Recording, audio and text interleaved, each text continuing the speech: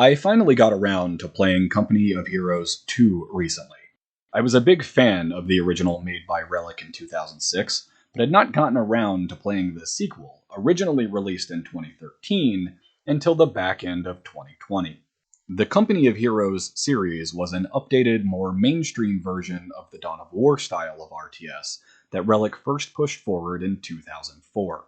While a huge fan of the RTS genre going all the way back to Age of Empires and StarCraft when they originally released, Company of Heroes was the first RTS I played with the Relic style of economy, where instead of gathering resources like food, wood, or Vespene gas, players instead fight over strategic points on the map that automatically generate resources over time once captured. The designers among you will already see how that changes gameplay. Unlike the slow crawl up the tech tree and base building of something like Age of Empires, or the blitz brawl of something like StarCraft, Company of Heroes tried a split approach. It allowed a base of operations while continually pressuring you to get out there and capture or defend points before your opponent did. This focus on aggression led to further changes, including fewer, stronger units, and a reliance on special abilities to help turn the tide of a given battle. While an interesting style of play in its own right, I can't help but suspect this design direction originated in how the RTS genre shifted from the mid-90s with games like Age of Empires and StarCraft to the mid-aughts when Company of Heroes was released. Finally, it ultimately clues us in to why the RTS genre faded from the public eye.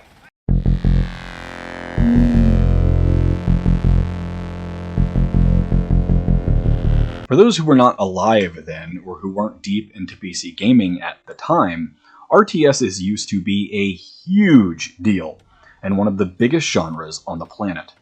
New RTSs came out by the dozens, and most of them were amazing. Even the second-tier RTSs, which were often derided as little more than clones of either Age of Empires or StarCraft, ended up being pretty cool. See, for instance, Star Wars Battlegrounds, released in 2001. In just a few short years, we got Age of Empires releases in 1997, 1999, 2002, and 2005. Warcraft releases in 94, 95, and 02. StarCraft in 1998. Command & Conquer releases in 95, 96, 99, 2000, and 03. That's 13 releases in 10 years, and that's only the biggest players in the genre. That doesn't count other series like Empire Earth, the related Empire Dawn of the Modern World, which incidentally has the coolest nation-picking system I've seen in an RTS, and the criminally underrated Rise of Nations. These games were everywhere, filling store shelves and quickly finding their way into the bargain bin as sequel after sequel came out on top of one another. This was perfect for a kid like me, as in a pre-Steam sale, pre-torrent world, these cheaper prices were the only way I could play so many of them. And then, seemingly overnight, they vanished. We get Warcraft 3 in 2003, Age of Empires 3 in 2005, Company of Heroes in 2006, Sins of a Solar Empire in 2008, and StarCraft 2 in 2010. Other RTSs were released during this time, but nearly all of them were sequels to previously successful franchises, expansion packs, or titles that few have played and even fewer remember. The fall of the RTS genre could be attributed to many things, from the move to 3D graphics increasing development cost and bandwidth requirements, to an obvious oversaturation in the market, to the general audience moving on to first-person shooters and more robust online play as broadband became available to more and more households. The real culprit, however, and the one most cited, was the change in design kicked off by the monumental popularity of StarCraft and the idea that RTS players wanted faster, more intense matches. This change, slow at first and becoming more pronounced only as the decades passed, divided the player base and smothered an already dwindling genre. Macro means big, micro means small, but you probably already knew that. With regards to RTSs, it defines the type of strategy that designers expect of the player. Both Age of Empires and StarCraft are, at their simplest, about building up your economy, climbing some form of tech tree, and building up a giant death ball to throw at your enemy before they can throw one at you. The difference between the two are largely a result of scale. Age of Empires takes place on larger maps, and most units don't have unique individual abilities that need to be managed by the player. This allows the player to keep a zoomed-out perspective, focusing on the larger economy, longer-term planning, and a more strategic frame of mind. StarCraft, on the other hand, takes place on smaller maps with choke points or other strategic passes, and most units do have individual abilities that need to be managed by the player. This forces the player into a more tactical mindset where they have to manage each individual engagement against the enemy. In Age of Empires, the player can send an army towards the enemy and leave them largely unattended, checking in on them once in a while to reprioritize targets. This frees the player up to focus on furthering their economic or technological goals and build up another army. In StarCraft, the player has to remain engaged in each combat, using the various units' special abilities to maximize their impact against the enemy force. Both of these games are constantly giving the player something to do, something to focus on to keep them invested in the game, but the mentality of design between them is radically different. Even if the gameplay in both games is largely the same, building up an economy, unlocking upgrades, and trying to defeat the enemy's base before they can defeat yours are concepts that could be equally applied to both series. The difference between units with abilities and units without them may seem small. After all, both games have many overlapping fans and remain as the titans of their genre. But this one difference in design philosophy creates two games that may look very similar, but play in an entirely different headspace.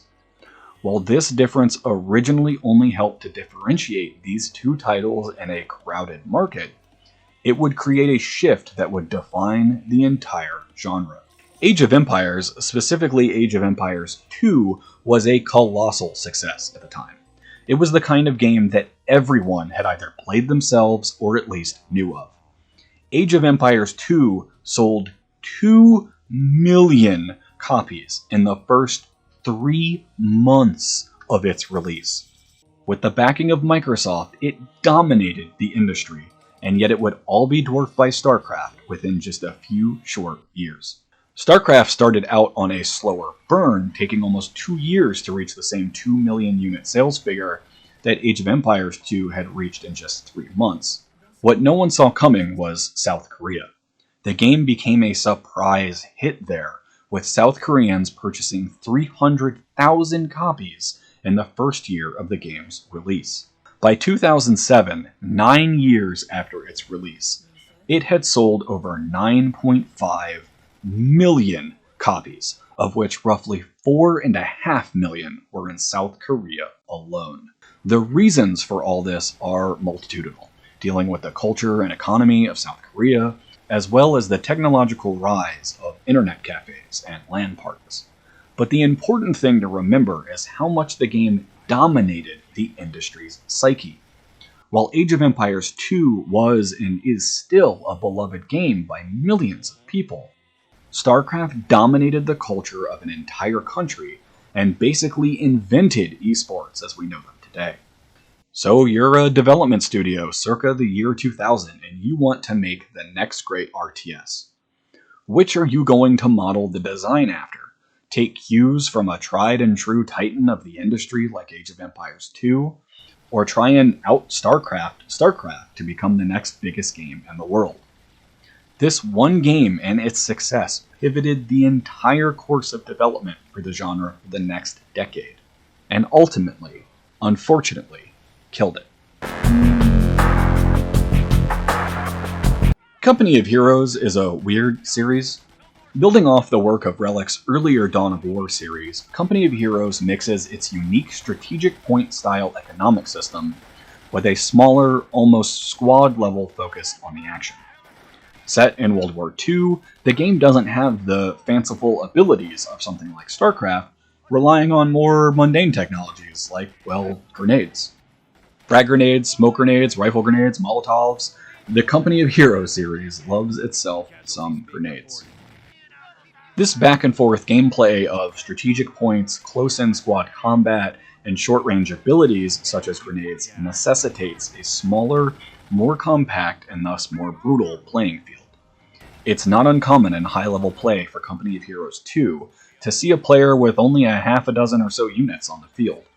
Having one squad obliterate another with a grenade and force it into a retreat can radically alter the balance of a match.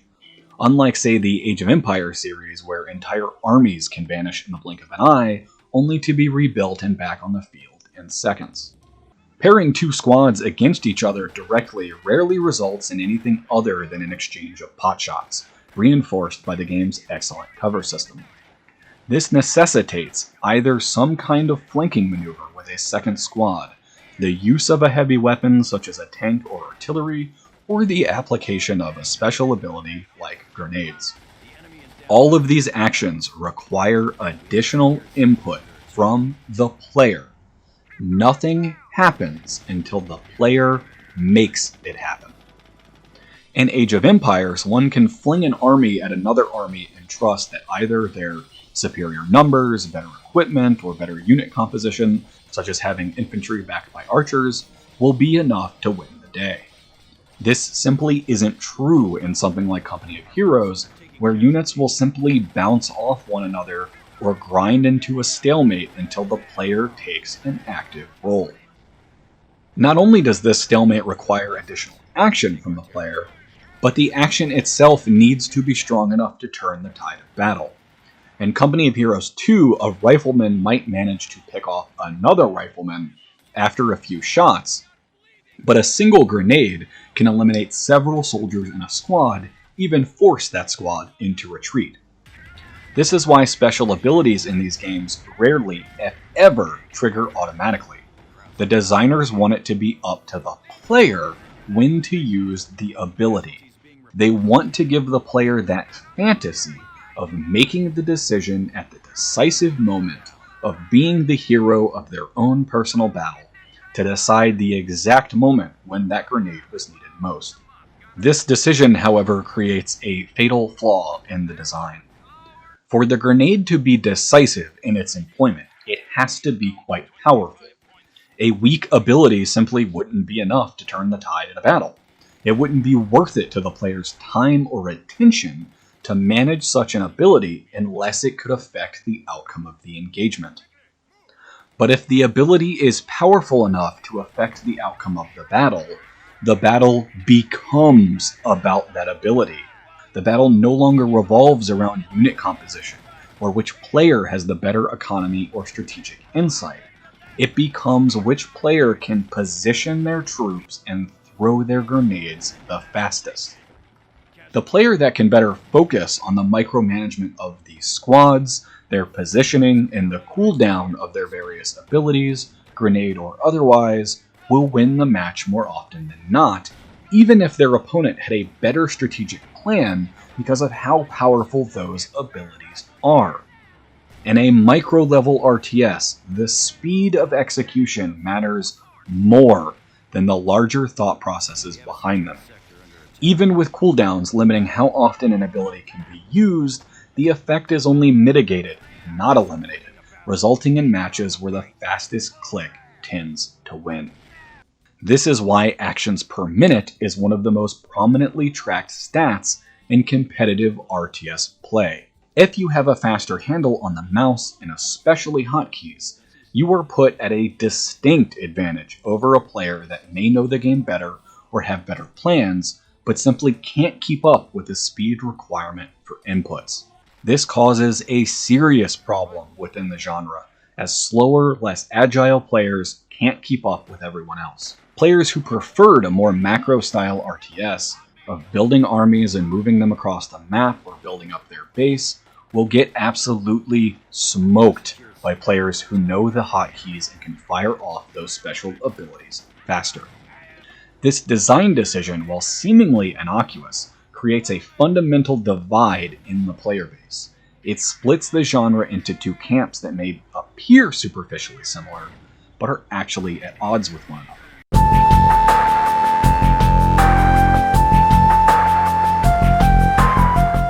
Let's talk about Rise of Nations. Rise of Nations was an RTS released in 2003 by Big Huge Games and followed the formula of titles like Age of Empires and Empire Earth, where the player starts with an ancient era civilization and carries them through the ages up to the modern day. Players are still collecting resources like food and wood, still building up armies and climbing a tech tree, all things we've seen before. What set Rise of Nations apart was the way it used its economy and map. Each town center expands the player's territory, and buildings need to be constructed within close proximity to each town center. More importantly, a town center can only support a certain number of buildings, forcing the player to expand their territory with new town centers, thus new buildings, in order to continually grow their economy. Just as Relic used the strategic points in Company of Heroes to force more aggressive play, Big Huge Games used the territory mechanic and building restrictions to force the player to expand their territory and dominate the map. The difference between them comes in the pacing. Where Company of Heroes is a smaller scale, tactical brawl, Rise of Nations aims for an almost civilization-style pacing of slowly expanding one's territory as they climb through the ages, attempting to overshadow their enemies. Unfortunately for Rise of Nations, this all kind of falls apart in the endgame. Rise of Nations may be the only RTS I've played with too many units. There are multiple infantry units, ranged units, tanks, artillery, and so on per each era, and all of them are counters for one another in a sprawling web of rock, paper, scissors. Like Age of Empires, a lot of the military strategy is comprised of unit composition, making a well-balanced army of attacks and counters, and then hurling them in a giant death ball across the map at your enemy. Due to the size of the maps, the number of buildings, and the overall economy of Rise of Nations, this becomes an unmanageable mess by the endgame. There's just too much to try and manage and do to really stay on top of it all. What makes this even more challenging is one of Rise of Nations' in-game technologies, artificial intelligence. This ability allows units to be instantly created, so long as the player has enough resources to make them. By this point in a match, a player's economy is likely to be so strong that they can produce units infinitely and instantly, making a never-ending supply of soldiers like the Starforge from Knights of the Old Republic. Death balls can be built in a matter of seconds and hurled at the enemy repeatedly, with both players trying to outdo one another in an impossible game of attrition. I want to be clear that while this is a criticism, it still feels pretty awesome in game, and technologies like that are one of the reasons Rise of Nations is still my favorite RTS.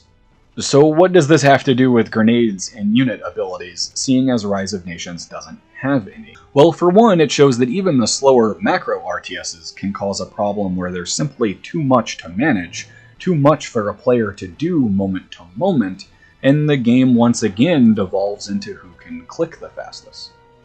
But the real reason I'm bringing this up is because Rise of Nations is what taught me that a slower RTS is actually better.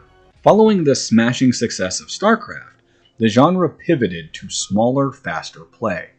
It became the accepted wisdom that faster was the better way to make an RTS. It was more exciting, more engaging, and more likely to attract a competitive community that could further support the game through things like esports. That wisdom was unfortunately misguided, and Rise of Nations is what proved it to me. I was having a match against 3 AI opponents. The map looked something like this. The map was made of roughly 4 equal quadrants, 3 of which were plains and 1 of which was heavily forested. I was in the top left, but with the other 3 opponents in their respective corners. Throughout the match, I built up my little nation and expanded, eventually routing the enemies to my east and south. The only thing left was the player in the forest to the southeast.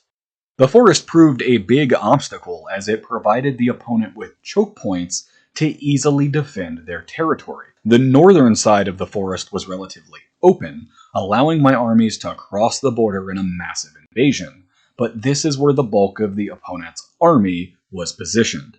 As I tried to invade, they'd respond with their army, and our two forces would largely obliterate one another. The only other way into the forest was on the western side, where a small narrow pass led through the woods and into the heart of the enemy's empire. Unfortunately, by that point in the match, we had reached max technologies, and both our economies were booming.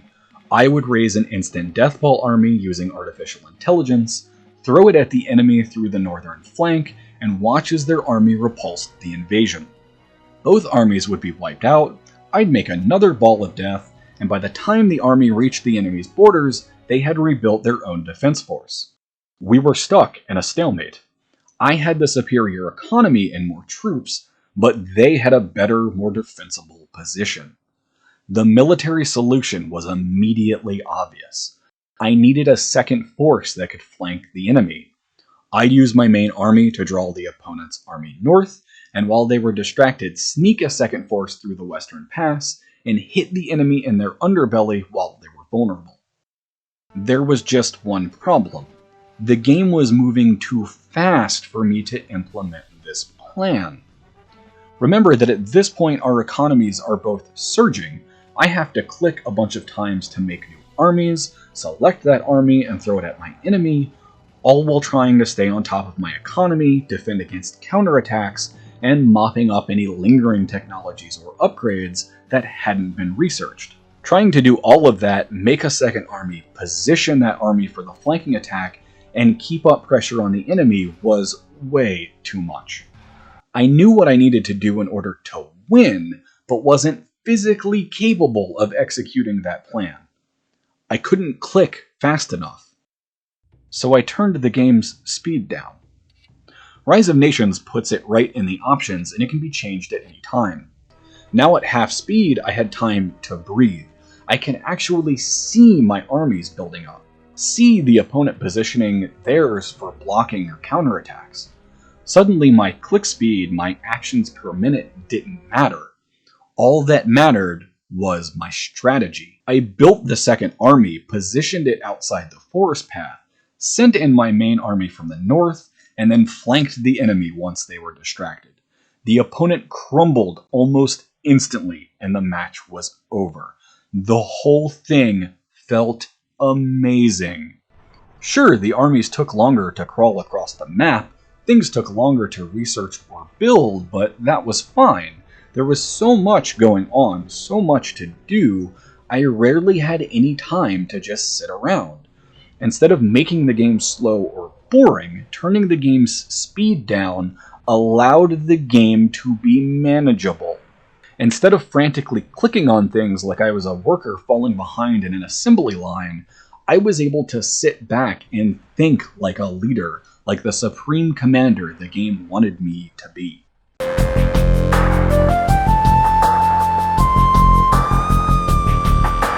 Obviously, there is a matter of personal taste here.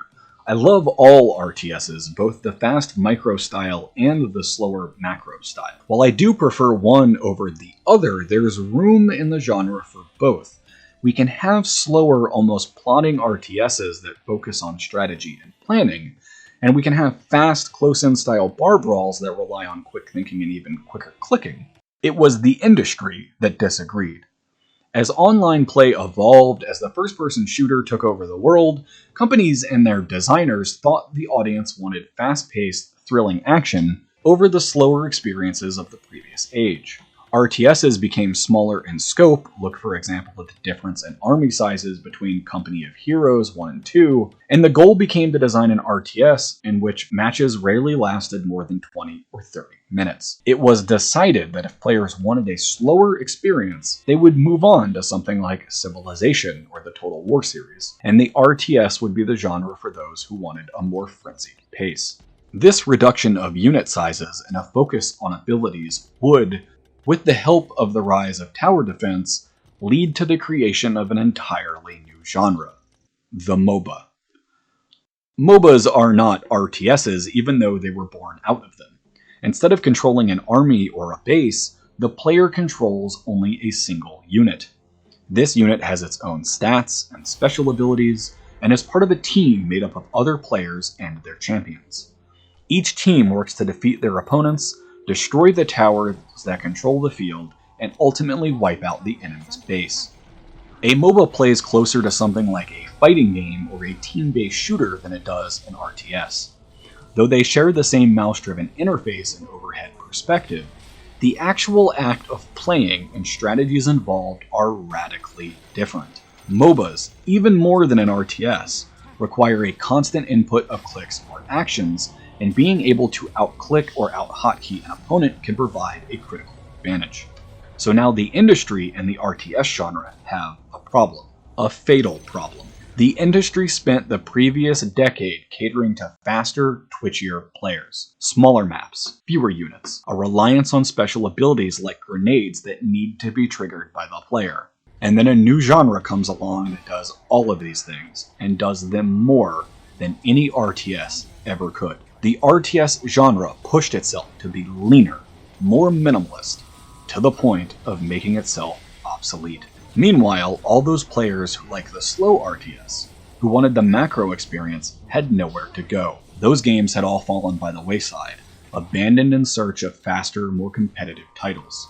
Just as the industry expected, the slower players moved on to places like Civilization and the Total War series. There simply wasn't anyone left who wanted to play an RTS. Or was there?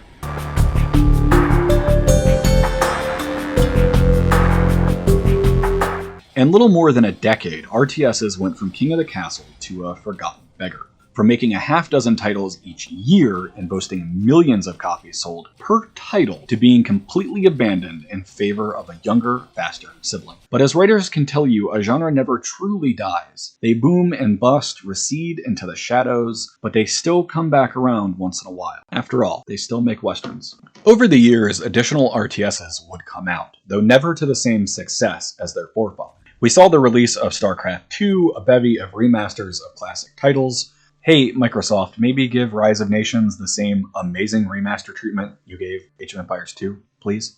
And a host of spiritual successors trying to capture that lost magic. None of these ever really managed to rekindle the public's love of the genre, leaving an entire fan base waiting and hoping for the day when the RTS genre rises again. Why is that? What is it about the modern RTS that keeps the genre in a niche, preventing it from truly exploding as it once did? Has it simply passed? Has the public taste moved on? Has the RTS gone the way of the Western? I don't think so. Westerns may not rule the world as they once did, but we still see massive successes in that genre. Firefly, Red Dead Redemption 2, The Mandalorian. These are all westerns, even if two of them mix in a healthy dose of sci-fi. All it takes to revive a genre or to have a huge success in a seemingly dead one is a really smart reinvention of that idea. Look at the movie Scream, for instance. Slasher movies had flooded the market, bombed out, and lay largely abandoned. Then Wes Craven comes along with a brilliant reimagining of the genre, and we get an entire decade of new slasher franchises, from the previously mentioned Scream to I Know What You Did Last Summer and a host of others. The only thing keeping the RTS genre from similarly exploding is another really good RTS. The problem is that the industry can't decide what a really good RTS even is, let alone make one. We never recovered from that initial split between micro and macro, and the design paths it pushed us down. We now effectively have three audiences where there was once only one. We have the macro Age of Empires and Rise of Nations crowd that want slower, more thoughtful RTSs, who want the fantasy of being a general marching their toy soldiers across the field. You have the twitchy crowd that wants lots of action, hero units, and special abilities that have largely abandoned the genre in favor of the MOBA. And left in the middle are those who want faster tactical action like StarCraft or Company of Heroes. Games more reliant on special abilities than Age of Empires, but less reliant on hero units like Warcraft and MOBAs. It's really interesting to me that StarCraft and its older brother Warcraft are the ones that pushed this genre in the faster, more ability-driven direction in the first place, and yet find themselves in the deeper gulf of no man's land between the players who want a faster experience and those who want a slower one. So now we have an old genre with a dwindling fan base and a further divide within that fan base. Any company trying to revitalize the RTS has a difficult choice to make. They either have to shoot broadly to try and capture what's left of the RTS fanbase as a whole, or take on a lot of risk in targeting one of the smaller subgenres more directly, hoping there's enough fans left to make the endeavor profitable. However, over the years, I have really only seen attempts at either broader RTSs or designers attempting to recapture the magic of a faster RTS. I have yet to see someone once again try and pick up the mantle of a slower RTS, a more macro-style RTS. There's like this whole alternate timeline where it was Age of Empires 2 that blew StarCraft out of the water, and design decisions that would have resulted from that have been completely abandoned and lost to time. All we're left with is that StarCraft timeline and the faster RTSs. And the fast RTSs are a mess. Ashes of the Singularity was an RTS released in 2016 that doesn't seem to know what it wants to be. The maps are filled with lanes and choke points like a MOBA, and there's even neutral guard units protecting resources that must be pushed out of the way. Units built quickly in the game largely centers around unit production and lanes of attack. There's even a helpful idle factory indicator for when the player isn't building anything. And units don't collect resources one at a time like Age of Empires. Instead, buildings are placed over resource vents that automatically collect resources as time goes on. It seems like Ashes of the Singularity was aiming for a fast-paced slugfest of a tactical fight between its two opponents. But the design tends to get in the way more than it helps. For starters, there are way too many units, an almost Rise of Nations level of units. Multiple ground units, bigger ground units, air units, special air units, and big ships. Like Rise of Nations, they are all attacks and counters against one another, forcing the player to build armies with good unit composition.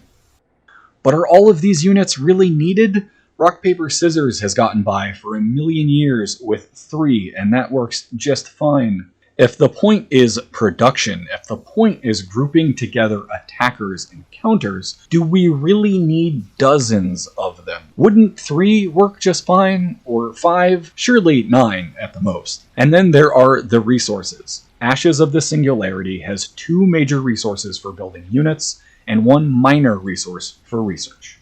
Okay, fair enough. Having 2 different resources allows for a better balancing of units and the game's economy.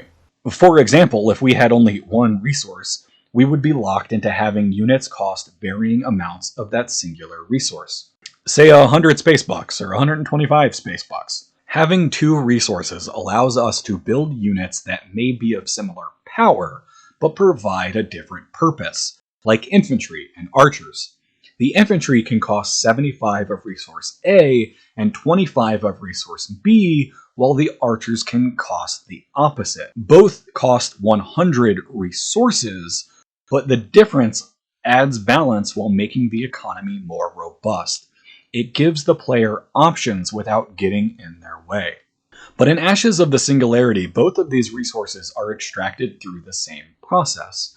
There's a vent on the ground, and your building unit must construct an extractor over this resource to claim it. Again, fair enough, no different than the strategic points of Company of Heroes. And yet, both of these resources look nearly identical on the map. The only difference between them is one is a circle and the other is a triangle. They both need extractors placed on top of them, but the extractors are independent per each resource. You can't put a circle extractor on a triangle vent, and vice versa. When capturing one of these resources, a player needs to find their builder unit, click build, correctly identify which of the 2 nearly identical buildings is needed, and then place it over the correct vent.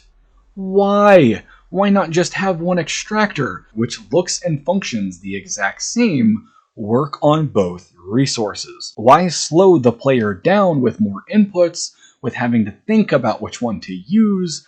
If the point is to make it a fast bar brawl, why bog the player down with decisions and inputs that don't matter? When looking at something like Age of Empires 2, the villager can collect all resources.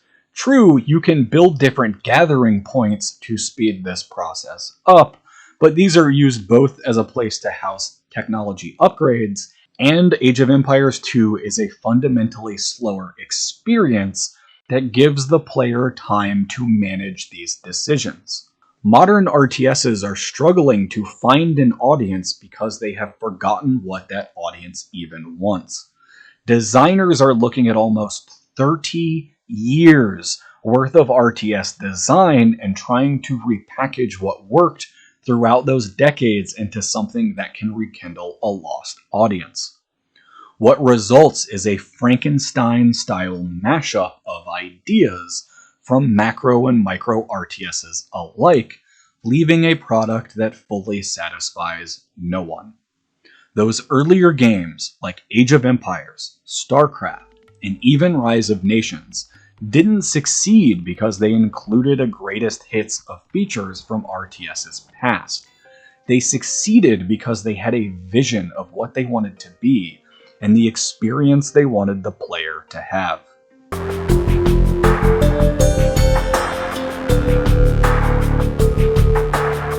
Special abilities are fun. One of the coolest moments in any RTS came when I was playing Company of Heroes 2. An enemy half-track was driving across a frozen river. I had no anti-vehicle weaponry, but I did have a lot of Molotovs. I ordered my little toy soldiers to throw them in an effort to slow down the half-track. Instead, it melted the ice and the vehicle was sent plunging into the frozen water. However, a reliance on these special abilities and building the game around them creates an experience I simply can't enjoy. Maybe I'm too old, or too dim-witted, or just not good enough, but I can't keep up with the fast-paced clicking required of something like StarCraft or the newer breed of fast RTSs. And honestly, I don't want to. It's not why I came to the genre. I like RTSs from an interest in military history and getting to walk my toy soldiers across the field, to plan feints and set up defenses, to build up my base and economy until it outstrips the enemies. It's not unlike the enjoyment people get from playing with a virtual dollhouse, like The Sims or Animal Crossing, though in a more militaristic context.